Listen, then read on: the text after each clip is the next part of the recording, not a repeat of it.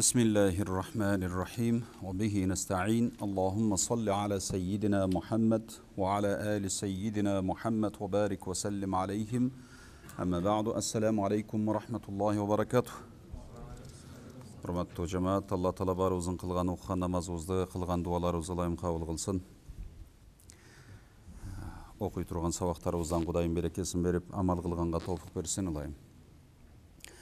Buğa çeyin fiqh sabaqı olup keletat. Darat kitebindeyiz. Darat kitebi bir neçe bölüklerge bölünöt. Anın içinde buğa çeyin daratты su menen aluu, qayсыл суулар менен дарат алса болот, qayсыл суулар менен дарат алса болбойт. Ошолордун бардыгы айтылган. Бүгүнкү маселе таяммум маселеси, таяммум бабы. Эгерде мусулман адам суу менен дарат ала албай турган болуп калса, же суу жок болуп калса, ошол учурда эмне кылыш керек? Бизде ошол таяммум маселеси бар. Суу менен дарат ала албаган адам же суу таппаган адам таяммум кылса болот. Таяммум деген эмне? Таяммум биздин аталар айтып калчу эле кургак дарат деп. Кургак дарат. Суу жок кездеги алына турган дарат бар. Ошол даратты биз кургак даратты таяммум дейбиз. Бул таяммум маселеси ошол пайгамбарыбыздын эле учурунда тала түстө жүргөн кездеринде, сапарда жүргөн кезде суу жок болуп калып, алып чыккан суулары сапардагы адамдардын түгөнүп калып, анан дарат алууга суу жок болгон кезде Алла Тааладан өкүм болуп аяттарда түшөт. Анан пайгамбарыбыз аны кеңейтип, кандай кылып аларын, кургак дарат кандай болорун өзү көрсөтүп айтып берет. Ошентип анан мусулмандарга ушундай кыйынчылык учурунда жеңил дарат менен дагы, ооруп калса дагы суу менен дарат алганга мүмкүн болбой калса, анан ушундай кургак даратты Алла Таала жеңилдетип мусулмандарга түшүргөн. Кудайдын буйругу бул. Ошон үчүн бул таяммум Куранда, анан пайгамбарыбыздын хадисинде Куран менен, сүннөт менен, анан ижма менен далилденген бекем Алланын өкүмдөрүнө кирет. Куранда Ниса сүрөсү бар. Ошол Ниса сүрөсүнүн 43 аятында, андан кийин Маида сүрөсү бар.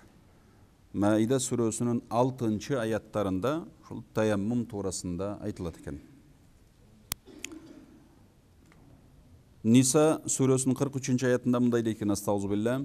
وإن كنتم مرضى أو على سفر أو جاء أحد منكم من الغائط أو لامستم النساء فلم تجدوا ماء فتيمموا صعيدا طيبا فامسحوا بوجوهكم وأيديكم إن الله كان عفوا غفورا صدق الله العظيم. استعوذ بالله. فلم تجدوا ماء فتيمموا صعيدا طيبا فامسحوا بوجوهكم وأيديكم منه صدق الله العظيم. Mana ушул эки аятта жалпысынан биринчи Ниса сүрөсүнүн 43 аятында айтат: "Ва ин кунтум марда", эгер силер оорукчан болуп калсаңар, оорулуу болуп калсаңар, ау аля сафарин, же сапарда жүрүп калсаңар, ау жаа ахадун минкум минал гаити, же араңардан бирөө жарым даратын ушатып келди. Ор дарат болобу, чоң дарат, кичине даратпы? Ау ламастумун нисаа, же аялдарыңар менен жакындык кылсаңар, фалам таджиду маан, мына ушундай учурларда гусул алайын десе, дарат алайын десе, суу таппай калсаңар дейт Алла Таала айтат. Фатаяммаму саидан таййиба, анда силер таза топуракты тапкыла дагы, фамсаху би вужухикум, ошол таза топурак менен жүзүңөрдү сүрткүлө, масык кылгыла жүзүңөргө, ва айдикум, анан колуңарга масык кылгыла. Инналлаха кана гафурар рахима, афуан гафура. Албетте Алла Таала силердин ушундай ката кемчиликтериңер бар болсо кечирүүчү зат. Ката кемчилигиңерди түп орду менен тоба кылып, Кудайдан кечирим сурасаңар, кечирип койчу зат дейт. Кийинки аятта Маидада ушундай дейт: "Фалам таджиду маан". Бул жерде дагы дарат маселесин айтып келатып, Алла Таала дараттын далили ушул Маида сүрөсүндөгү 6 аят болот. Анан ушуну айтып, даратты айтып келатып, дараттан кийин эле даратка улай Алла Таала Маида сүрөсүнүн 6 аятында ушу таяммумду кош айтат. Фәлем тәҗиду маан, егер су таппай калсаңар, фатаяммаму саидан тайиба, таза топрақты тапкыладагы, фамсаху бивужухикум, анан жүзүңөргө сүрткүлө, масх кылгыла, ва айдикум минху, шу топрактын таза топрак менен колуңарды сүрткүлө дейт. Мана ушул Курандагы аят менен мусулмандардын суу менен дарат ала албай калган учурларын, негизги учурларын айтып, анан кургак дарат алгыла деп Кудайым буйруп атат. Буга улай пайгамбарыбыздан дагы хадистер бар. Имам Бухари Сахихул Бухарида риваят кылган uzun hadisler var. Şunun içinde biri şul, Peygamberimiz aytat: "Ve emme sünnetu fe kavluhu sallallahu aleyhi ve sellem, "Cu'ilet liyel ardu mesciden ve tahura." Cer deyt, cer hadimkele. Cer men üçün sajda kılıp, qayerine olsa dağı meçit siyaktı namaz okup sajda kılganga Kudayım mağa ruhsat berdi deyt.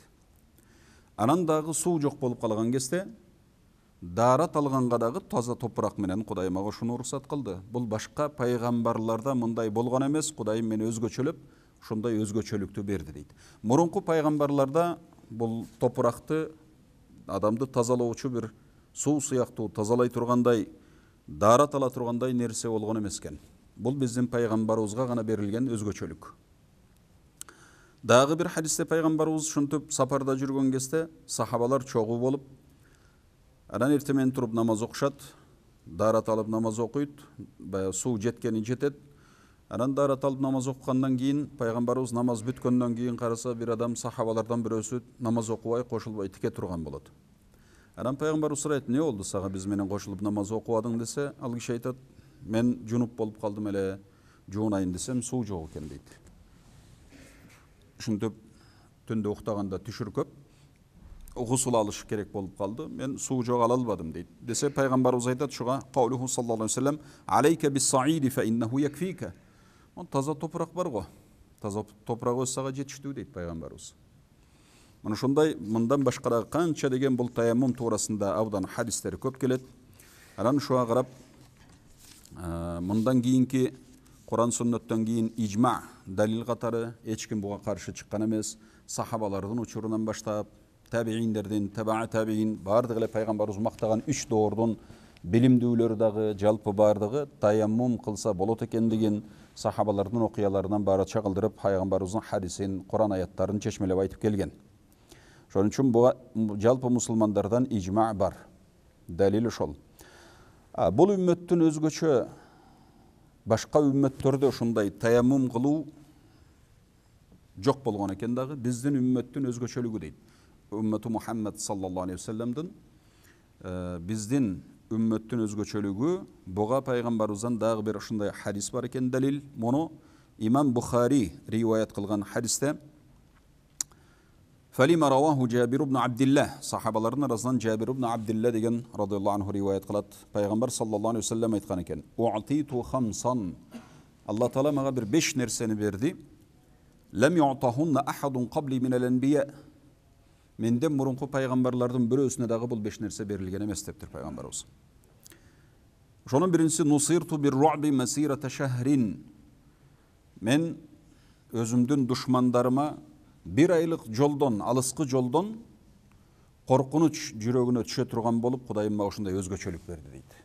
Peygamberimiz uşunday bir özgöçölügü bolgan eken, askeri bolsa dele, askeri bolboy peygamberin özün uksa dele, peygamberga düşmandık kılganların jürögüne korkunuç kirчи экен. Бул мындай жакын калды, терге келип калды, ана мынча аскери бар экен десе, кейбиреулер бардыгы эле коркот. Бирок бул жердеги өзгөчөлүк андай эмес. Бул пайгамбарга ким душмандык кылса, пайгамбарга каршы турган адамдардын бардыгына, падыша болсун, жөн адам болсун, балбан болсун, баатыр болсун, пайгамбарга душман болгон адамдын жүрөгүн ушундай bir айлык сапардан дейт элестетсеңиз, bir айлык сапар жол жүрө турган аралыктан душмандардын жүрөгүнө коркунуч кирчи экен. Бул пайгамбардын өзгөчөлүгү. Бул бир. وَجُعِلَتْ لِيَ الْأَرْضُ مَسْجِدًا وَطَهُورًا. Анан жердин бардыгы мен каерге кааласам, башымды коюп Кудайга намаз окуп сажда кылсам боло берет. Жердин бардыгы мага ушундай сажда кыла турган болуп, анан дагы мен үчүн мындай суу жок кезде дарат алганга уруксат берилген жер болду дейт пайгамбарыбыз. Бу дагы пайгамбардын өзгөчөлүгү. Дагы бири пайгамбар ушунулай айтат: "Фа айюма раджулин мин уммати адrakathu as-salatu falyusalli." Кайсы эле киши менин үммөтүмдөн ким эле болсо, үммөттөрүмөн намаз убактысы келип калса дейт, жердин кайерине барса дагы, кайеринде болсо дагы намазын окуй берсин. Сөзсүз мечитке келип окубасам менин намазым кабыл болбойт дебейт да. Бул биздин пайгамбарыбыздын, биздин үммөттүн өзгөчөлүгү. Мурунку үммөттөрдө атайын ибадаткана болуп салынып, ошол ибадатканага келип Кудайга ибадат кылбаса кабыл болчу эмес экен.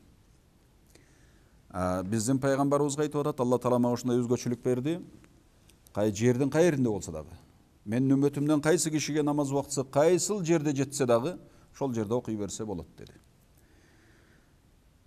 Дагы бири: "Ва ухиллат лиял ганаиму ва лам тахилла ли ахадин qabli." Анан мага жана согуштан алынган олжо, согуштан түшкөн олжону Алла Таала мага адал кылды. Менден мурунку пайгамбарларга, менден мурунку пайгамбарлардын үммөтүнө да бул адал болгон эмес дейт. Демек пайгамбардын дагы биздин пайгамбарыбыздын өзгөчөлүгү ушундай. Эгер жана антип капырлар менен ортодо согуш болгонунда түшкөн олжону пайгамбарыбыз алып, бөлүштүрүп, колунда жокторго берип пайдаланса болот экен, бул адал болуптур. Мурунку пайгамбарлардын үммөттөрүндө кээ бир хадистерде айтат, аларды ошондой согуштан түшкөн олжону алар ала алган эмес, аларга адал болгон эмес. Кээ бир пайгамбарлардын үммөтүндө, алардын заманында ошондой согуштан түшкөн олжону асмандан бир от түшүп күйгүзүп кетчү экен. Алар ала алган эмес, пайдаланган эмес. Бирок пайгамбарыбызга ошондой мүмкүнчүлүк берилген, бул пайгамбарыбыздын өзгөчөлүгү. Ва аутиту шафаата. Дагы бири: кыяматта Алла Таала мага ушундай шафаатты берди дейт. Эгерде биздин үммөттөрдүн арасында, мусулмандардын арасында кимде ким эчтеке амал кыла албай, кылган амалы кабыл болбой, бирок мусулман, иманы бар, ла илаха иллаллах Мухаммадур Расулуллах деген имандуу адам боло турган болсо, кыяматта пайгамбарыбызга бир өзгөчө шафаат берилген. Бу дүйнөдө берилген, бирок аны пайгамбарлардын бардыгы берилген өзүнчө бир өзгөчө шафаат болот. Аны өзүнүн үммөттөрүнө бу дүйнөдө дуа кылып, шафаат кылып бүтүп койгон экен. Биздин пайгамбарыбызга ушундай шафаат берилген, пайгамбарыбыз аны кыяматка калтырып койгон. Я Алла, мен ушу кыяматта калсын, мен кыяматта үммөтүмө шафаат кылайын бир өзгөчө деп. Анан пайгамбарыбыздын ошондой шафааты бар. Үммөтүнүн арасынан кимде ким күнөөкөр болуп, амал кыла албай, эч бир эчтекеси жок, ушу бир эле иманы ла илаха иллаллах Мухаммад Расулуллах иманы бар адамга кыяматта пайгамбарыбызга Алла Таала мүмкүнчүлүк берет экен, пайгамбарыбыз шафаат кылат. Жанагындай эч бир амалы жок мусулман болсо дагы пайгамбардын шафаатына илинип калат. Ошон үчүн пайгамбардын сүннөтүнө бекем болуп, пайгамбарыбызга салават айтып, пайгамбардын жолун жолдогонго аракет кылышыбыз керек. Бирок амал кылган адам деле этият болсок болот, себеби амалыбыздын канчасы кабыл болду, канчасы кабыл болбоду билбейбиз. Канчасын биз Алланын үчүн ыхлас менен кылып атабыз, канчасын эл көрсүн, кожо көрсүн болуп атат. Алла Таала баарыбызга ыхлас насип этсин.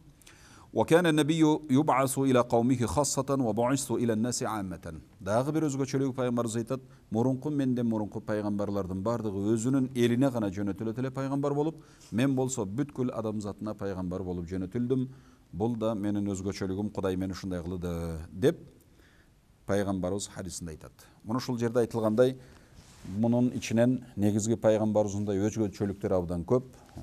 Имам Ибн Хаджар ал-Асқалани өзүнүн Фатхул Бари китебинде Сахих Бухаринин шархында айтат, мындай өзгөчөлүктөрдү улам хадисте келген топтой берсе, 60тан ашык пайгамбарыбызда ушундай бир өзгөчөлүктөрү мурунку пайгамбарларга берилбеген, биздин гана пайгамбарга берилген Алла Таала тараптан, биздин гана үммөткө берилген бир өзгөчөлүктөр бар экен. 60тан ашык экен. Бул жерде азыр бир 5-6 гана санады. Демек бул таяммум, азыркы биз айтып аткан маселебиз, кургак даарат биздин үммөткө гана тиешелүү. Мурунку үммөттөрдө мындай кургак даарат, топурак менен таяммум кылуу деген жок болгон экен. Анан дагы бул таяммумга аяктан чыгып калды. Мунун да бир окуясы бар. Бул аяттын түшүшүнө мындай окуя болгон экен. Азирет Айша энебиз пайгамбарыбыз менен кошулуп сапарлардын бирөөсүндө жүргөндө, ал жерде баягы ошол казаттар болуп турган, пайгамбарыбыз катышкан согуштарды казат дейбиз.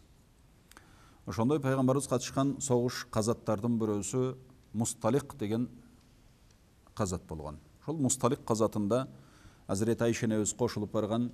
Айша энебиз айтат, сапарды ушинтип келатып, пайгамбарыбыз менен чогуу чыкканбыз дейт. Анан биз талаада элек talada keletip bir жерден токтогонубузда менин мойнумдагы мончогум жоголуп кетти дейт Азирети Айша энебиз. Анан ошол мончокту пайгамбарыбыз да издеди, сахабалар башкалар да издеди, эч ким таба албады дейт. Анан ошол жерде мончок жоголуп табылбай калгандан кийин пайгамбарыбыз токтоп калды. Анан сапардагылардын баары токтоду, кербендин баш этеги баары токтойт. Издейбиз деп таппайт. Анан ал жерде суусуз жер болгон экен. Жерде суу жок. Бу сахабалардын өзүндө дагы суу түгөнгөн кез экен. Аны издеп таппагандан кийин отуруп калдык дагы дейт. Сахабалардын бир тобу барып Азирет Абу Бакирге даттаныптыр разияллаху анхуга. Эми Азирет Абу Бакир Айша энебиздин атасы да, пайгамбарыбыздын кайнатасы, пайгамбарыбыздын досу. Анан бир топ сахабалар барып, кара кызыңды кара, Азирет Айшаны айтып, пайгамбарыбыз да тосту жолдон, бизди да тосту, суу жок жерге келдик, өзүбүздө да суу жок, отурабыз эми ушинтип. Десе анан Азирет Абу Бакир барып, пайгамбарыбыздын жанына барса, Азирет Айша отурган экен энебиз. Пайгамбарыбыз Азирет Айшанын бутуна башын коюп, уктап кеткен экен. Анан Азирет Абу Бакирдин жанына келип, Айша энебиздин бөйрөгүнө түртүп, сен пайгамбарыбызды тостуңбу жолдон, ушунча адамды тосуп отурасың, суу жок жерге келип калдык. Өзүбүздө да суу жок. Не кылдың деп, анан бир топ сөздөрдү сүйлөдү дейт. Айша энебиз айтат да. Атам ушундай бир топ сөздөрдү сүйлөдү. Анан мен унчукпадым дейт. Туруп кетейин десем, пайгамбарыбыз мен саныма кыйшай уктап калган дейт. Анан башка эч нерсе жок, унчук албадым. Азирет Абу Бакир сүйлөп, атам айтып, анан кетти дейт. Пайгамбарыбыз уктап кетип, ошо менен таңгамаал намаз багымдат учуру болгондо ойгонгон экен да, анан адамдардын баары эми намаз окуйлу. Суу издеп daarатка суу жок болуп калганда, анан кийин ошол пайгамбарыбыз ойгонуп, сахабалар келип даттанат, ушундай Расулулла суу жок. Анан ошондо ошол аят түшкөн экен. Таяммум аяты. Анан ушул сахабалардын арасындагы баягы сахабаларга башчы болуп жүргөндөрдүн бири Усайд ибн Худайр деген сахаби болгон экен. Ошол киши анан келип айтат, "Ва ахадун нуқаба" дейт, башчылардан дайыма башчылык кылып жүргөн, сапарга чыкса, сапарды баштап жүргөн сахабалардан экен. Бул мындай сапарды көп көргөн. Анан Азирет Айша энебиздин, Азирет Абу Бакирдин мындай башкача адамдар экенин, Кудай деген ушунчалык ыхласман, пайгамбардын жанында жүрөт, пайгамбарыбыздын аялы, атасы болсо кайнатасы ушундай берекелүү адам экенин билет дагы бул киши жанагы аят таяммум аяты түшкөндөн кийин ушинтип айтат экен. Ма хия би аввали баракатикум я ала Аби Бакр. Эй Абу Бакырдын үй бүлөсү, бул силердин биринчи берекеңер эмес дейт. Бул жерде азыр ага чейин да көп окуялар болуп жүргөн дагы. Анан эми Азирет Айшанын баягы мончогу жоголуп калып ошол жерде туруп калды. Бул туруп калганы аларга көпчүлүккө жакшы болду. Бул Кудайдын бир каалоосу, тагдыры болгон.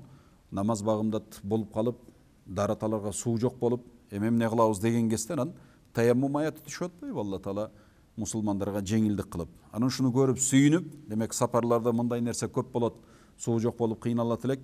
Демек ошентип намаз окуганда, ибарат кылганда кыйналбастан суу жок жерге барып калсаң, кургак дарат менен эле алып окуй берсе болот экен. Бул мынагы Азирет Айшанын ушул жерде бизди кармалып мончогу жоголуп калганы Кудайдын бир чоң берекеси болду. Деп анан Усайд ибн Хузайр ушинтип атат да, эй Абу Бакырдын үй бүлөсү, бул силердин биринчи берекеңер эмес деген экен. Анан Азирет Айша энебиз айтат, намаз окуп, кийин кой туралы деп төбүбүздү козгосок эле мен минип жүргөн төөнүн астында калыптыр дейт мончок. Анан ошол жерден таап алган. Кыскасы таяммум дон келип чыгышына ушундай окуялар болгон. Таяммумдун келиши ушундай. Анан эми бүгүн биз өзү мынагы Мухтасарул Викая китебинен айтып атканбыз. Азырдагы таяммум туурасында ушул жердеги китептеги келген нерсеге токтолобуз, ушул жөндө сөз кылабыз. Бабу таяммум. التيمم يخلف الوضوء والغسل عند العجز عن الماء لبعده ميلا أو لمرض أو برد أو عدو أو عطش أو عدم آلة أو فوت ما يفوت لا إلى خلف كصلاة العيد ابتداء أو بناء والجنازة لغير الولي. Tayammum bul daarаттын ордун баса турган, daarat болбосо daarаттын ордуна өтө турган тазалыктын бир түрү. Дараттын да гусулдун да ордуна өтө турган дарат менен гусулдун орун басары дейт. Кайсыл учурда бирок бул кургак дарат сууга кудурети жетпей, кудурети келбей, суу менен дарат алуу мүмкүн болбой калган кезде дейт. Кандайча адам баласы суу менен дарат алганга мүмкүн болбой калат? Биринчиси либу'дихи милен, же суу өтө эле алыс болуп калат, 1 миль алыстыкта болушу мүмкүн дейт. Миль деген сөз бар. Миль бул аралыктын бир өлчөмү. Анан биздин Ханафи мазхабындагы айтылган миль менен берде алым уламалар мунун баарын тактап, өлчөп тактайт, аныктайт. Жалпысынан бүгүнкү биздин жана метр, километрге салсак, 1 миль 1855 2 километрге жакында, 1855 метр. Жадагы ошол 2000 метр кылып, 2 километр деп болжолдоп жалпылай ушинтип айтып коебуз. 1 миль 2 километрге жакын. Ошондой аралыкта алыс болуп калса, сапарда жүргөн учурда мусулмандарга уруксат берилген. Себеби андай аралыкта сууду издеп барса да, башка кылса дагы сапар учурда тагын билбеген жер болсо, канчалык аралыкта суу бар экенин билбесе, демек ал адамдарга намаз ошол жерде таяммум менен окуса болот деп уруксат берилген. Сапар учурунда ошондой. Демек же ошол суудун өтө эле алыс болуп калгандыгы үчүн адам баласы мусулмандар суу колдонула албай калат дагы, анан таяммум кылса болот экен кургак дарат. Жели марадын дейт. Же оору себептен улам. Оору себептен кандайча? Адам ооруп калды, суу менен дарат алайын десе, ооруу күчөп кете турган болуп атат. Же баягы суудун муздактыгынан, же ошол жашаган жеринин муздактыгынан, сууктугунан, кыш мезгили болуп атат. Ушунда оору себептен, оору себептен дегенде бери ушундай дейт, яхафу зиядатаху. Оору десе, жөнөкөй эле кичине баш ооруп калса эле таяммум кылып алса болбойт. Берде ошол оору дарат, суу менен дарат алса, оорусу күчөп кете турган болуп атат. Бул бир же сууду пайдаланса, оорусу суу менен дарат алайын десе, ооруу көпкө созулуп кетиши мүмкүн экен. Табыптар айтып атат, врачтар айтып атат, таксыр, сиз азыр мына сууду пайдаланбай турсаңыз жакшы болот таяммум кылып. Бул суу менен дарат алсаңыз мына оору күчөп же созулуп кетет көпкө. Айыкпайт буну менен деп атат. Ошол учурда да таяммум кылса болот дейт. Yani tulahu bi isti'malihi. Ja'a ka sahibil judari. Жанагы суу пайдаланганда дарат алган кезде бетке, колго чыгып кетчү темиреткеге окшогон бир жаранын түрлөрү болот. Котурдун түрлөрү болот. Анан ал суу тийгенде ылжырап, суу чыгып, күчөп кетчү жаралар, оорулар болот. Ушу дарат алган жерлерге чыгып калат. Ошол учурдан кийин күчөп кете турган болсо, суу тийгенде таза узакка созулуп кете турган оору болсо, бул дагы дарат албай, суу менен дарат албай, топурак менен таяммум кылса болот дейт. Же кээ бир оорулар болот экен, мындай тынч отурмайынча кыймылдаса күчөй турган оорулар бар экен да. Мурун жанагы ич оорулардын бир тобу, ич өткөк оорулардын бир тобу күчөп кеткенде ошондой болот. Адам кичине кыймылдаса эле ал күчөйт да сайын. Же жанагынтип денесинен тарамыштар чыгып кетет. Анан дарат алганга суу деле турат. Мүмкүнчүлүк бар. Болгондо бул ушу туруп басып барып суу менен дарат алса, жанагы окшогон кээде мына тарамыштары чыгып кеткен адамдар бар. Алардыкы да ошонусу күчөп, тарамышы чыгып кете турган болот.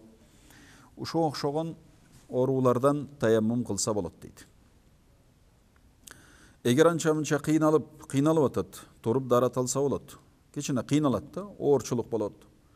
Бир аз кыйындайт, анда таяммум кылганга болбойт. Кыйналса дагы дарат алып койгону жакшы. Бирок жанагындай себеп болуш керек. Эгер дарат суу алган кезде, так ушу сууду пайдаланганда күчөй турган болсо, анда ал ооруларды токтотуп, анан таяммум кылса болот дейт. Оору дегенде ошондой болот. Демек, ушундай учурларда таяммум кылса болот экен. Ау бардин дейт, дагы бир ушул суукту айтып атат. Катуу суук болгондо. Катуу суук болгондо дегенде дагы бул жерде кандай жөн эле эшикте аудан эле суук болуп атат. 20 градус 20 градустан нары болуп атат. Сыртка чыгып суу менен даарат алгандан эринип атат. Оорусу жок. Катуу суук болуп атат деп эле даарат албай койсо болбойт дейт. Бу жерде сууктан улам таяммум кылса болот деген сөздүн мааниси ошол суукка чыгып сырттан үйдүн ичинде болбосо, мисалы сыртка чыгып суу менен даарат алыш керек болуп атат. Үшү куруп кеткен турат. Сырттан жуайын десе, үшү куруп кеткен турат. Колдорун, буттарын, уштарын, манжаларын мисалы. Же сыртка чыкса ушунчалык катуу тердеп турат азыр. Ооруп атат. Тердеп атат. Сыртка жанагындай суукка чыкса, оорудун күчөп кетиши, демек мындай учурда анык. Ошол учурда да гана таяммум кылса болот экен. Ау адувин дейт. Же суу бар экен, сиз ооруп эмессиз. Баягы суу тарапта душмандар бар экен. Мүмкүн согушта болуп калдыңыз, талаада болуп калдыңыз. Же дагы бир айбанаттар бар экен, сууга барайын десеңиз жолотпой атат. Сизди тиштеппи, сизди кубалаппы, сүзүппү, адамды өлтүрүп коюшу да мүмкүн да мисалы. Же суудун жээгине барсаңыз ошондой деп атат. Бу жерде кече эле ушундай болду. Моногул жерлерде жылаан көп. Дарат суудун чегине барсаң чагып алат. Бир нече адам ушундай болду, адам өлдү. Дейт, бу жерде одан жылаан көп, мына суу жээкке бара албайбыз деп атат мисалы. Ошол нерселерден улам анан сууга жете албай, аман эсен баягы сууду алышка мүмкүн болбой жатса, мында дагы таяммум кылса болот дейт. Ау аташин, жанында суу бар, же сапарда жүрөт, анан өзүнүн ичкенине эле жетишет. Суучу жетет да, ичкенге эле. Же кичине тамагына керектүү суу болуп атат, даарат алса токтоп калган турат, жетпейт да. Аз эле суу. Же жунуп болгон, гусул кылайын десе ал суу жетпейт. Даарат алып гусул кылып алайын десе суу сап калышы мүмкүн. Суу жок, талаада калып суусап өлүп калышы да мүмкүн мисалы да. Бул учурда дагы таяммум кылса болот дейт. Ау адами алатин, суу бар кудукта. Же чоң суу болуп атат, нары жар жээге.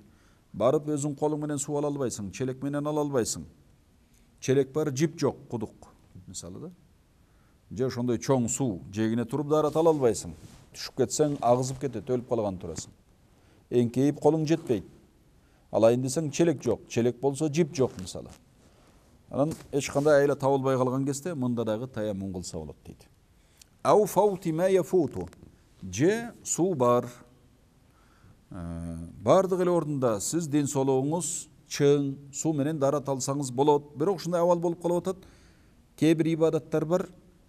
Ага сиз даарат алып баргыча бүтүп калат дагы, ал кайра кайталанбайт. Аны даарат алып барсаңыз бүтүп калгандан кийин өзүңүз кыла албайсыз ал ибадатты. Мисалы ушундай ибадаттар бар дейт. Ошондой жетпей кала турган, кайра кайталанбай турган, каза кыла албай турган ибадаттар бар. Ошол ибадаттарга туш келип калса, мында дагы даараты жок болсо, суу турса деле, даарат алайын десеңиз бүтүп калган турат да, мында да таяммум кылса болот дейт. Ошол кайсыл ибадат десеңиз, ке салатил иди ибтидаан ау бинаан вал жаназати ли гайрил вали. Бул айт намазы менен жаназа намазы дейт. Айт намазы, сиз келип калдыңыз, дааратыңыз жок болуп калды, даарат менен келгенсем элдин баары даярданып келет. Бирок айт намаз балышталардын алдынан жанагындай көпчүлүк чогулду, сөз болду, куттуктоо болду. Анан намаз башталганча дааратыңыз бузулуп калды.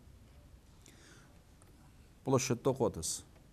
Нары жакка суу бар жерге барып алып келгенче намаз башталган турат, бүтүп калган турат. 2 рекет намаз окуйт. Анча эл күткөндөн кийин аны созуп отурбайт. Анан ушул кайтадан айт намазды жалгыз өзүңүз окуй албайсыз. Бизден Ханафи мазхаб боюнча ушул жамаат менен окулат дагы, жалгыз өзү окубайт айт намазды. Ушул учурда айт намазды сиз таяммум кыла коюп, аны уюп намаз окуп алсаңыз болот экен. Же жаназа намазы болуп атат. Жаназа намазды ошондой 4 такбир жаназа тез бүтүп калат. Сиз жаназа башталарынын алдынан дааратыңыз бузулуп калды. Же шашылып келсеңиз жаназа башталып атыптыр, дааратыңыз жок. Ушул учурдан кийин таяммум кыла коюп жаназа намазга катышып калса болот дейт. Жаназа намазды улам кайра эле киши келе берген сайын кайталап окула бербейт жаназа намазы. Бир жолу окулат. Анан Tez 4 takbir tez ele бүтөт дагы сиз дарат алып келгенче бүтүп коюшу мүмкүн. Аны жалгыз өзүңүз окубайсыз. Болгону берде бир мындай өзгөчөлүк бар. Жанагы жаназада өткөн адамдын майыттын ээси өлгөн адамдын майыт ээси деп мисалы баласы өтүп кетсе атасы өтүп кетсе баласы мисалы ушундай аял өтүп кетсе эри мисалы же аялдын атасы апасы ошогон майыттын ээси дейбиз биз аларды эң жакын адамдарын эркек кишилер жаназа окуй турган ушулардын даараты жок болуп калса анда бул майыт ээсин күтүш керек экен көпчүлүк ал таяммум менен окуганга болбойт дейт. Эгер аны күтпөй эл окуп алса бул майыттын ээси барып таяммум кылып даарат алып келип өзү кайтарып жаназаны окуйм десе ошол адамдын укугу бар экен. Бул майыттын ээси жаназаны кайтарып мен окуйм деп өзү жетпей калса окуса болот экен. Мына ушул майыт ээсине гана таяммум кылганга уруксат болбойт экен да. Муну күтүп бул киши даарат алып келиш керек экен. Мына ушул учурларда таяммум алыныш керек экен. Таяммум өзү кандай? Бул жерде вахуа дарбатани дейт. Таяммумдун сыпатын айтайын деп атат. Таяммумду кантип кылабыз? Таяммум кайсыл учурда кылынат, эмне себептен кылынат экенин кыскача бул жерде баяндап айтып өттү. Эми таяммумду кылууну үйрөтүп атат. Хуа дарбатани. Таяммум деген бул эки жолу уруу дейт. Өзү таяммум жана кургак даарат менен жүзгө сүртүлөт, анан муну эки колго чыканакка чейин сүртүлөт. Шул эки мүчө бетке, анан колго. Шул экөөбүз үчүн эки жолу колду топуракка урат экенбиз. Шул дарбатани деп эки жолу уруу деп айтат. Берде уруу дегени жөн эле мындай акырын эле болор болбос тийгизип коюу эмес. Уруу дегенде максат жанагы топуракка таза мындай урганда, мына сиздин колуңузга топурак, чаң жармашыш керек да. Чалабыл эле минтип тийип койсо болбойт. Ошон үчүн алымдар ушуну берде дарбатани хадисте түшүнтүп келет. Уруш керек дейт. Мындан максат жанагы катуураак топуракка тийип, мына колдун алакандын бетине топурак жармашып, чаң болуш керек да. Анан ошону сүртүлөт. Демек дарбатани таяммум деген бул эки жолу урулат алаканды. Эгер ал баягы кээ бирөөлөр айтышы мүмкүн бул баягы бир эле урган жерге уруш керекпи же башка жерге уруш керекпи десе, ушу бир эле урган жерге урса деле болот экөөнүн тең. Бир жолу урат дагы бетине сүртүп, экинчи жолу уруп анан колуна сүртөт да. Ушул эки урганды деле бир эле жерге урса боло берет, бир эле жерге урса боло берет. Демек таяммумда муну ушу уруу жана колдун топуракка жер жынсынан болгон ташка кумга ушул тийиш керек. Ушул шарт тийбесе, аны менен таяммум кылса болбой атат да, колго жугуш керек болуп атат.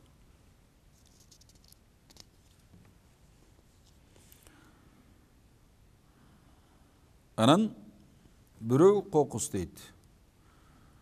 Жана таяммум ала турган адам колун топуракка ургандан кийин дагы даарат бузулуп калды дейт. Урду, жүзүнө сүртөйүн деп аткан, бетине масык кылып сүртөйүн деди эле, ортодо даарат буза турган бир иш болуп кетти, бетине сүртөлекте. Анда бул баягы жарабай калат, кайтырыш керек дейт. Демек бул жана даарат алып атканда деле ушундай. Сиз суу менен даарат алып атасыз, анан оозуңузду, мурдуңузду, бетиңизди жуудуңуз, анан кийин даарат буза турган иш болуп кетти. Даарат бузула турган. Анда кайта башынан башташ керек болот даарат. Бул ошол сыяктуу эле. Сиз азыр таяммум алайын деп ниет кылгансыз, ниет шарт таяммумда. Ниет кылыш керек. Азыр айтат дагы. Анан баягыны ургандан кийин таяммум башталып калды да. Кол топуракка тийгенден кийин. Анан бетиңизге сүртелек же колуңузга сүртелекте дааратыңыз сынып кала турган бир иш болуп кетти. Дааратты кайсы нерсе сындырса, таяммумду деле ошол нерсе сындырат. Мисалы, жөн гана жел чыгып кетти. Колду ургандан кийин.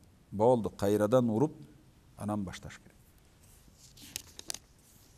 керек.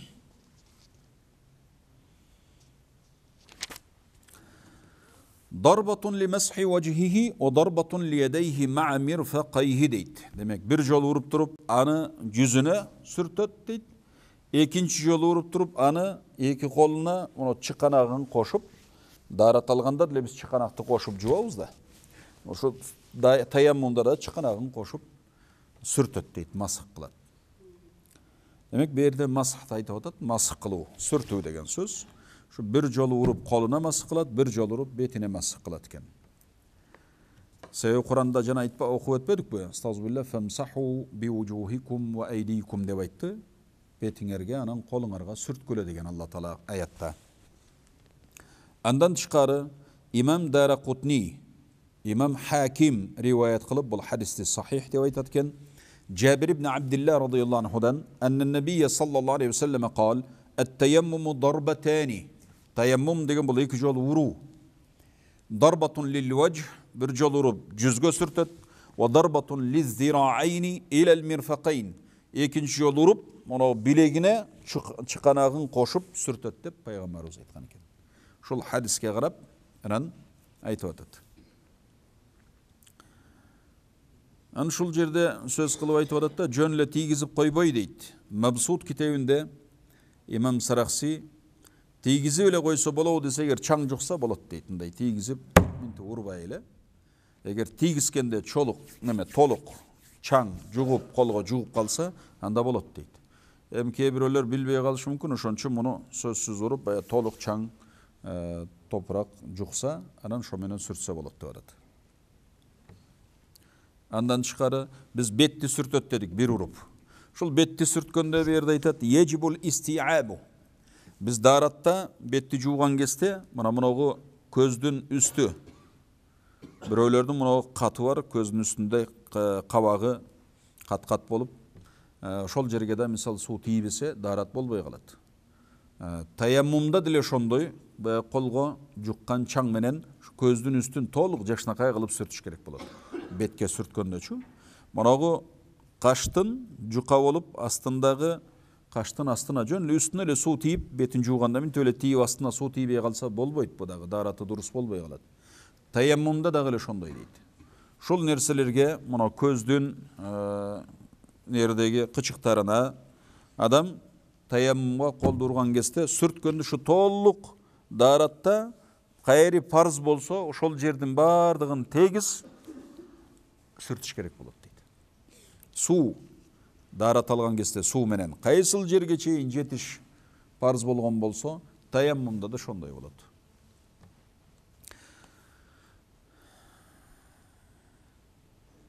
Ronçun bol jerde fakaza fit tayammumi hatta law lam yamsah ma tahta al-hajibayn iki kaştın astındağı şuntup jetpey kalsa deydi. Jön üstümin töle ötüp ketse, bunday kılbasa ve fawqal aynayn közdün üstünde onu kattarına tiybey kalsa aw lam yuharrik khatamahu kolunda şakek barken bunu sürtkön keste şunu mintip aylanıpasa anda ve huwa dayyiqun şakegi tar bolsa la yujzi'uhu deydi. Anda anın daratı dağı tayammumuna dağı jarabay kalat. Şonun üçün esте болуш керек, tayammum kılıp atkanda şakeğiniz bolsa çeçip koyup, darat alıp atkanda ele çeçip koyup, je jok degende şu kenen şakek bolsa aylantıp su jete turgan kılıp koyosuz. Anan şonda toluk bolat eken. Tayammumda dile şunday deydi. Anan iki koldu mına çıkanaktı koşup dedik. Tayammum kılgan keste ekinci jolu urup, anan iki koldu masık kılabız. İki koldu sürtöbüz, toprak janağı çaң menen. Şunda iki koldukun kantettesi, iki koldukun şu mına bardığına jete turganday çıkanaktı koşup durup, alakan aylantıp, anan alıp çıgas. Bunu alımlar taktaş üçün bizden Hanafi mezhabında alım ulamalar şul kitapte açık aytat. Bunday koldu urgandan keyin munağı üçöğüsün, üç mancanı, mına 10 koldan birinci başlayıbız oң jaktan sünnet. Mına onday kılıp durup, sol koldu mına 3 mancası menen 10 koldu mına üçöğüsün sırtına. Sırtынан tartıp mınağı bilektin de sırtına çıkanaka çeyin gelip, çıkanaktan anan mına ekөөsün beyaktan aylantıp, bul bilektin iç küvetine eköö menen. Mına onday kılıp bul eköönü mındaydan çıkarıp salalayız. Сол қолды да ошондой бул жакка сүртүлгөн бойдон ушу мына сыртынан чыканакка чейин мына өткөрүп туруп чыканактан, анан бул эки берден баш бармак менен сөөмөй ишке кирет. Берге чейин келдикпи? Берде мындай айлантып туруп, анан мындай кылабыз дагы салалайбыз. Ушул таяммумду ушундай кылса, баягы бардык тийбеген жерине тиет дейт. Бул алакандарга сүртүш шарт эмес. Біз алакандын өзү менен топурак туруп атпайбызбы? Ошон үчүн алакандын баарына тийген болот дагы биз мындай сыртын, колдун ички бетин ушундайынан айлантып таяммум кылабыз. Албетте муну көйнөктү чечип коебуз да түрөбүз жеңди. Анан ушунда колго таяммум кылган болуп эсептелет. Жүзгө таяммум кылганда жанагындай бүт мына бул жактагыларды көздүн кычыктары менен мына мурундун кычыктары бүт ооз бардығын сақалдың сыртынан сылайбыз. Шундай кылып таяммум кылыныш керек. Валау била нақин. Бұл эми даратал неме таяммум кылганда аля кулли тахирин мин джинсил арди валау била нақин дейт. Yani ala kulli tahir tayammушунда дарбатани bir жол урабыз кол бетке, bir жол урабыз колго. Биринчи бетти, андан кийин колду. Тартип боюнча ушундай. Даратта деле ушундай, таяммумда деле ушундай. Эми кайсы нерсеге жанатан бери топуракты эле айтып атабыз. Топурактан башка дагы кайсы нерсеге таяммумда колду тийгизип уруп таяммум кылса болот десе, бу жерде айтат аля кулли тахирин мин джинсил арди. Жер жинсынан болгон бардык эле тазасына, жердин жинсына кирсе, жер жинсы деп эсептелсе, ошол жер жинсынан болгон бардык таза топуракпы, ташпы, кумбу боло берет дейт. Эгерде жанагындай мисалы суу тийип калган ным топурак болсо деле, эгер таш болсо анын бетинде чаң болбосо деле, сып сыймал сыйдамкай таш болсо, сыйпаласаң эч нерсе жукпайт. Шу таштын өзүнө деле колуңуз тийсе, чаңы болбосо деле жарай берет. Таяммум кылчу адам демек сырттан бир ташты үйүнө келип киргизип койсо, ошол таш менен таяммум кылса боло берет. Эгер чаң болбосо деле. Мына ушул жер жинсынан болгон дегенди кандай түшүнөбүз? Жер жинсынан десе, кээ бирөөлөрдө мисалы жер астында көп нерсе бар. Биздин азыркы мына айнек, терезе, шише, темир, алтын, күмүш деле жер астынан чыгат. Акыры ушулардан алынат. Бул жер жинсына кирбей билсе, бул жер жинсына кирбейт. Бу жерде жер жинсына кирет деген сөздүн мааниси, жана жердей болуп күйгүзсөң, таштай болуп күйгүзсөң, күйбөй турган, күйүп күл болуп калбай турган, отко койсоң ээрип, алтын күмүшкө окшоп жайылып кетпей тургандай нерсе болсо дейт. Демек анда ушул таш, кум, топурак ушуларды айтып атат. А жанагы алтын, күмүш, темир, шише, айнектерге болбойт. Эгер алардын бетинде чаң турса, ошол чаңга кылсаңыз болот. А бирок жанагылардын өзүнө болбойт. Демек жер жинсынан дегени жер сыяктуу, топурак сыяктуу, таш сыяктуу, күйгүзсөң күйүп күл болуп калбаган нерсе болсо дейт. Демек анда баягы кээ бир баалуу таштар бар. Баалуу таштар бар. Ал баалуу таштарга болот дейт. Жер жинсine катары эсептелет. Ал күйсөң күл болуп калбайт, ээрип кетпей турган. Бирок ээрип кете турган темир ошондорго болбойт. Бирок алардын бетинде чаң болсо ошол чаңга болот дедик. Демек мына жер жинсинен болгон нерсенин бардыгын ушинтип түшүндүрүп атат. Yani فكل ما يلين ويذوب بالنار كالذهب والفضة أو يحترق بها فيصير رمادا كالخشب ليس من جنس الأرض deyt. Ээрip күйгүзсөң күл болуп кала турган, ээритсең ээрип кете турган нерселердин бардыгы бул жер жинсина кирбейт дейт. Жер деген ушундай لأن من طبعها أن لا تحترق بالنار ولا تلين بها. Күйгүзсөң күйбөйт, отко койсоң ээрип ezilip ketpeyt. Жер деген ушундай, ошо жер жинсинен дегенде ушундай нерсени айтып атабыз дейт. Болуп тур. Андан тышкары бу жерде бир жер жинсинен болгон нерсеге таяммум кылса болот экен. Бирок эми бу жерде айтат ушу жердин жинсинен болгон нерсе деп жана таш, ушуларды айттык. Кум, валау била нақин дейт. Эгер ташта чаңы болбосо деле, бетинде топурак, чаң болбосо деле, ага дагы таяммум кылса болот дейт.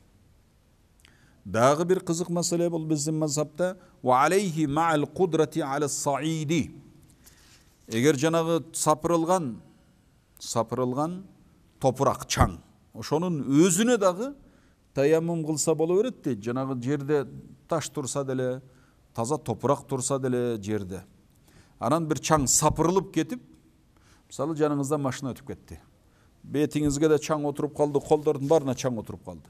Таза топурак, ушунда сиз намаз окуйын десеңиз, жанагы жуккан чаңды таяммум ниети менен намаз окуганга жарасын, таяммум кыла турган адамсыз да, суу менен дарата албайсыз. Ошол жана жугуп калган чаңды дарат ниетинде ушинтип сыйпап, бетиңизди сыйпап койсоңуз, ошол жарай берет экен. Демек жанагынтип ошол үй шыпырсаңыз, чаң сапырылып отуруп атат. Көчөдө машина өтүп кетти, сапырылып чаң отуруп калды, колуңузга да бетиңизге дагы. Буудай сапырып атасыз, жүгөрү сапырып атасыз, чаң отуруп калды. Ушуга окшогон иш кылып, үй көчүрүп атасыз, иш кылып атасыз, топурак элеп атасыз, кум элеп атасыз, чаң сапырылып бар отуруп калды, бетиңизге дагы ушундай болуп. Ошого намаз убактысы болуп калса, сиз таяммум кыла турган адам болсоңуз, ошону ниет кылып намаз окуйын деп, анан жанагыны сүртүп койсоңуз, ташка, топуракка кол урбастан туруп эле жуккан чаңды сүртсө болот.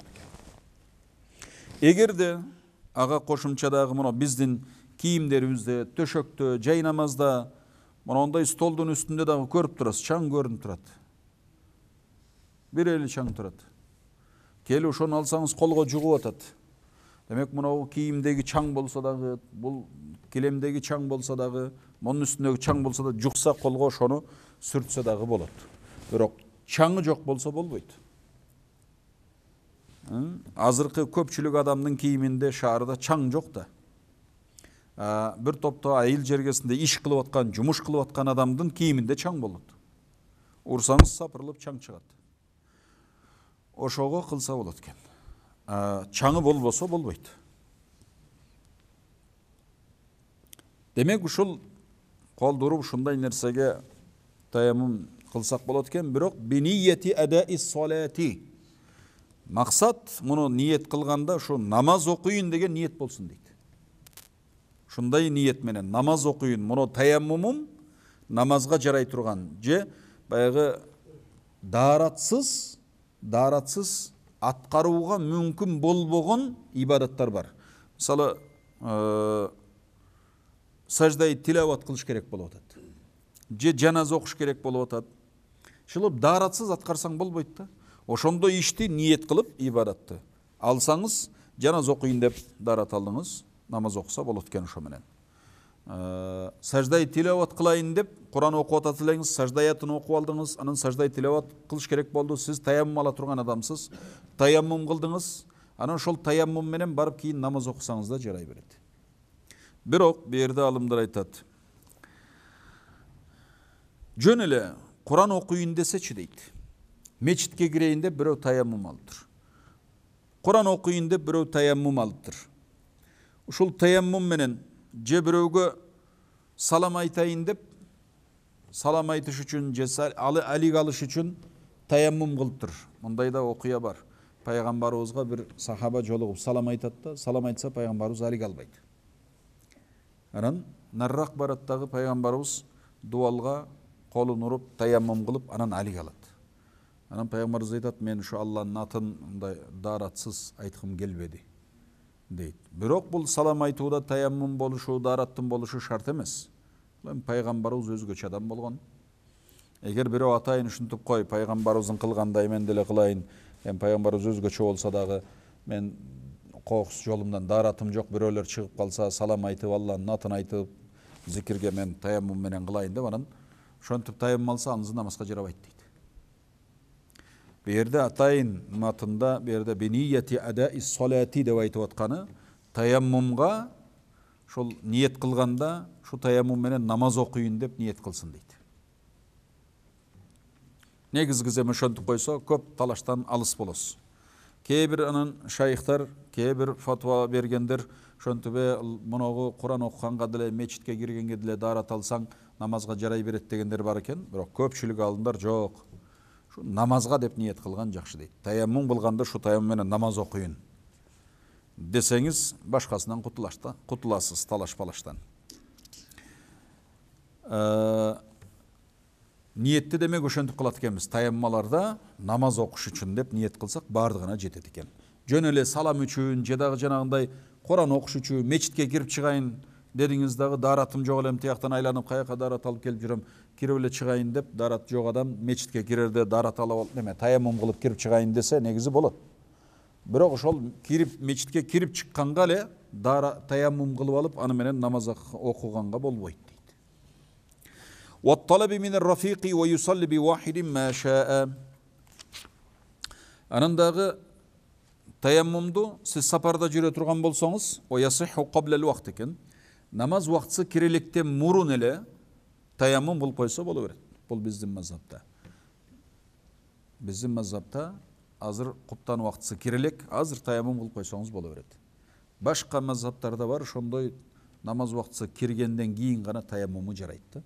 Bizde Hanafi mazhabında namaz vakti girelek bolsa деле азыр куптанга деп сиз таяммум кылып койсоңуз, анан куптан вакыты анан кирет, ошо менен таяммум менен куптан окуй берсеңиз боло берет. Ар намаздын вакыты кирелектен мурун эле даярданып таяммум алып койсо, ошол таяммум вакыты кирелек намазга вакыты киргенден кийин жарай берет дейт. Ва-талаби минар-рафиqi. Анан сапарда жүрсөңүз, досуңуздан сурабай туруп эле, сиздин өзүңүздө суу жок да. Тегеректе суу жок билесиз, бирок досуңузда суу бар болуп калышы мүмкүн. Адан сурабадыңыз, экөөңүз эки машина менен кетип атасыз. Бир жерге бардыңар, алыс талаага туш келип калдыңар, нары жакка сууга жеткенче намаз вакыты өтө турган болуп турат. Анан эмне кылыш керек? Суу жок жерде сууга жетсеңиз деле качан жетет Кудай билет, билбейт да. Жолдо билбеген жолдо кетип атат. Анан шунда сиз досуңуздан сурабай эле биринчи таяммум кылып алдыңыз. Ада суу бар жогун билбейсиз, өзүңүздө жок болчу. Аны шул таяммум кылып алдыңызда кийин барып сурадыңыз, таксыр сенде суу бар беле? Дара таланга жете турган. Десеңиз, ал жок, менде жок деди. Сиз таяммум кылгандан кийин барып сурадыңыз. Ошондо эми ушул таяммуму жарайбы? Ал сурай электе эле барып таяммум алып алды эле. Мүмкүн ал сураганда бар болуп калса, берип калсачы, берип калса таяммуму жарабайт эле. Бирок сиз таяммум алып алгандан кийин барып сурасаңыз, анан суу жок экенин билсеңиз, жана алган таяммум жарай берет дейт. Мунун да мындай тактап айтыш керек болот. Сиз ошо досуңуздан билесиз, ада деле суу жок экен же бар болсо да деле бербейт экендигин билесиз. Ошондо таяммум кылып алсаңыз, талашсыз бул таяммум жарайт. Эгер күмөн болуп турсаңыз, сурасам береби, бербейби, мен дарат алып алайын деп сурасам деп ойлонуп турасыз, бербей койсочу. Мүмкүн берип калар. Дедиңизде күмөндөнүп, анан таяммум кылып алдыңызда барып сурадыңыз. Таксыр эмне болду? Бересиңби мага, сууң барбы, мен дарат алып алсам, суу мага жетеби деп сурасаңыз да. Анда ал берип калса болду, жана таяммумуңуз эчтекеге жарабайт, ал таяммум болуп эсептелбейт. Суу менен дарат алышыңыз керек болот. Ва юсалли би вахидин ма шаа. Анан бир эле дарат менен канча намаз кааласа окуй берсе болот дейт. Биздин мазхабта, Ханафи мазхабында, азыр сиз шамга таяммум кылгансыз. Шамда да окусаңыз болот, ортодон нафил окусаңыз болот куптанга чейин. Анан куптан учурунда, куптан намазы болсо деле бузулбаса таяммумуңуз, таяммум менен куптан намазын да окуй бересиз. Демек бир таяммум менен бир нече намазды окуса болот. Бул биздин Ханафи мазхабында шундай. Ва янқудуху нақидул асли.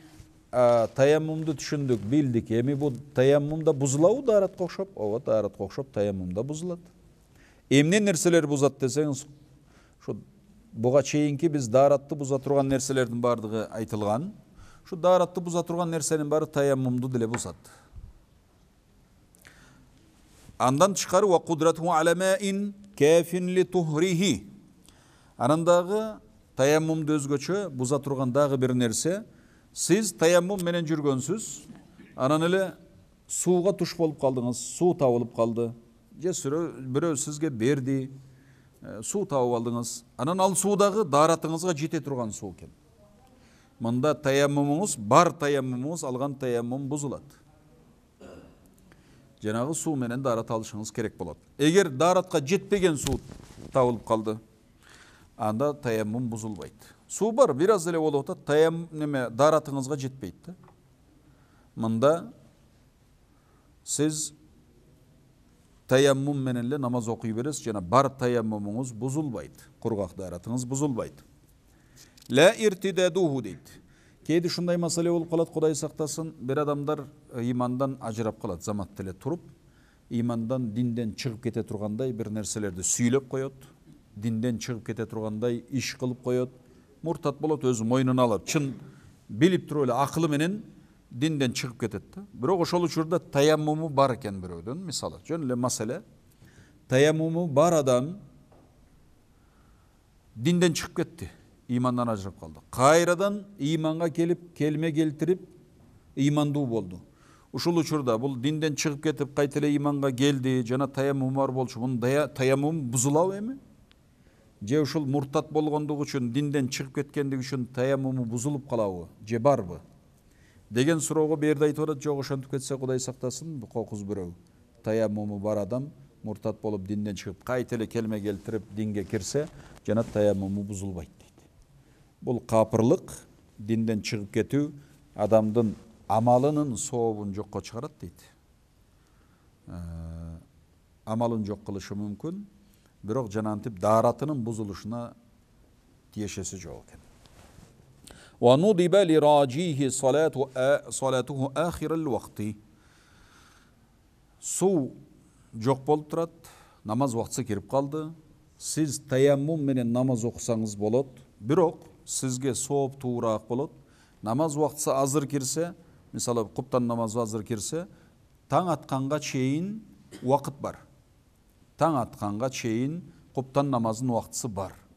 Şu biraz kechiktirip, namazdın ahırkı vaktısına jakındatıp, kütüp, su çıkıp kalar beken, su tavılıp kalar beken degen ümit menen namazdı kechiktirip okusanız soğup tuğrak bolot eken.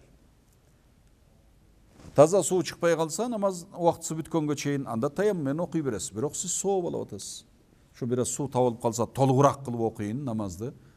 Su menen дарат алып эле деп ниет кылып атасыз. Şu niyetingizге soğup alat ekенсиz.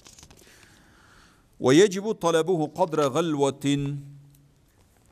Eğer de su jok talada olup kaldınız, tayammum kıla versem mi dep turasdagı, bирок jakın narrak bassam su çıkıp kalar beken dep ümit kılıp atasiz. Tala түстө сапарда жүргөн адамдар билет. Суулуу жердин өзүнүн белгилери болот. Мурунку сапарга чыккандар алыс жерде чөл, айбанаттар, суу жок жерде чөлдө көп айбанат болбойт. Kuş kanattуулар болбойт аерде. Эгер сиз алыста талаада кетип атып, чөлдө кетип атып, кичине бир канаттуудун учуп жүргөнүн көрсөңүз, сүйүнө бериңиз, суу жакын экенин билесиз. Аны ошого карап, ошондой бир белгилерден улам билип калдыңыз, же бирөөдөн уккансыз, мондай жерлер бар, ушундай тоолор бар, ошодон өтөсүң, анан суу бар деп. Ошол жерге жакындап калдыңыз. Эгер жакын арада суу бар деген үмүт менен жакын окшойт деп ой келсе, анда барып сууду издешиңиз керек болот. Издебей туруп таяммум кылсаңыз, таяммумуңуз өтпөйт. Эгер де ошол жанагындай күмөн болуш керек да, бирок суу бар экен деген күмөн болуш керек. Суу бар экен деген күмөн болбосо, үмүт үзүлүп турат, суу жок. Нары жакка 5-6 километр басып барсаң деле суу жок экендиги анык болуп турса, анда таяммум кыла бересиз. Бирок суу болуп калат окшойт, манау жакын арада деген ой келип калса, ошол жакын араны барып издешиңиз сизге важип болуп калат. Аны да ошол берде өлчөмүн айтып атат. Канчалык издеп барыш важип болот десе, жанагынчалык бир атым жер. Бир атым жерчелик издеп барышы буга важип болот. Анан нар жагы важип эмес дейт. Аны да алым уламалар ошентип чечмелеп түшүндүрөт. Эмнеге бир атымды айтат? Себеби сен сапарда жүрөсүң, суу жок болуп калса, жаныңда жан сени менен элдин баары кошулуп барбайт аяка суу издеп. Башкалардын да араты бардыр, өзүнө жете турган суу бардыр, сенин сууң жок болуп атат. Тетигил жерде, жакын жерде суу болуп калышы мүмкүн деген ой келип атат. Даарат албастан туруп таяммум менен окуп койсом, намазым өтпөй калса эмне болот деп ойлоп атасыз. Ушул учурдан бир атым жерге чейин барсың. Себеби нар жакта тала түстө болсоң, сапарда болсоң, айбанаттан, жырткыч айбанаттардан, же сизди душманыңыздан, жаныңыздагы досуңуз коргоп кала тургандай, ушу бир атым жерге чейин барсаңыз уруксат берет экен шарият. Аны да ошол берде айтып атат. Ошол учурда ошол атым жерге чейин барсаңыз, анда таяммумуңуз өтпөйт. Анан нар көздөй алыс калып барсаңыз, Куранда айткандай өзүңөрдү өлүмгө салбагыла дейт Куранда Кудайым. Өзүңүздү өлүмгө алып барган болуп каласыз дагы. Жанантип айбанат жырткычтар сизди жара тартып кетиши мүмкүн. Ошон үчүн суу издеген кезде тала түстө калсаңыз, шарият сизге şu bir jaatımçalık жерди издеп барганга уруксат берет экен. Ал bir jaatымчалык жер аргандай кейде ушул жакшы мыкты согушта колдончу jaatымдар 300-400 метрге чейин барышы мүмкүн экен. Бул абдан эле билинбеген менен алыс. Бүгүнкү күндө биз андай жааны ата албайсыз. Сизди ашып кетсе 150 метрге чейин эле жетиши мүмкүн. Бирок мурункуларды ошол кубаттуу, көнүп калган мыкты аскер адамдардын ошол 300 метрге чейин кыйналбай эле жаан атып чыккан да. Ошондой жерге чейин издесе болот экен. Wa idha dhakara fi rahlihi la yu'idu as-salata. Эгерде дагы бир маселе. Сапарга чыгып жүрөт, анан төөсүнө канжыгасына байлап койгонбу, же куржунга салып койгонбу? Билет, сапарга чыккан адамда суу болот бир аз өзүнө жете тургандай. Жүгү көп болду дагы кайерге койгонун билбейт. Анча жүктүн баарын өзү арткан эмес, достору, үйүндөгү бала чакасы кошуп жүгүн артып койгон. Баягы кичинекей суу бир канистрде кайеринде калганын билбейт. Ошону бул жок экен деппи, суу салса керек деди дагы эстей албады. Таппады. Өзү кайры койгонду билбейт. Кайсы куржунга салып койгонун билбейт. Бир 10 чакты куржун жүрөт. Таппай койду издеп. Бардыгын оодарып издегенге аерде болбой атат. Ушул учурда бул анын таяммум менен окуп алды. Намазды окуп бүткөндөн кийин эсине келип атат. Баягы куржундатайын мындай кичинекей чакан белгилүү бир кызыл куржунга салып коеюн деп салып койгон эле кийин эстеди аны. Намазын таяммум менен окуп бүтүп алган. Ошол учурда эмне кылат? Жана намазын кайта кайтарыш керекпи десе, намазын кайта кайтарбайт дейт. Намазын кайта кайтарбай эле ошол намазы таяммум менен окулган намазы жарамдуу болуп эсептелет экен. Жарай берет экен. Жалпысынан таяммумга байланыштуу маселе ушундай, алдында бир топ маселелер бар эле, убактыбыз бүтүп калды, куптан намаз жакындап, мүмкүн насип болсо кийинки сабакта же ушу менен бүтөт. Wa akhiru da'wana anil hamdulillahi rabbil alamin. Assalamu alaykum wa rahmatullahi wa barakatuh. Kudayım berekeli olsun.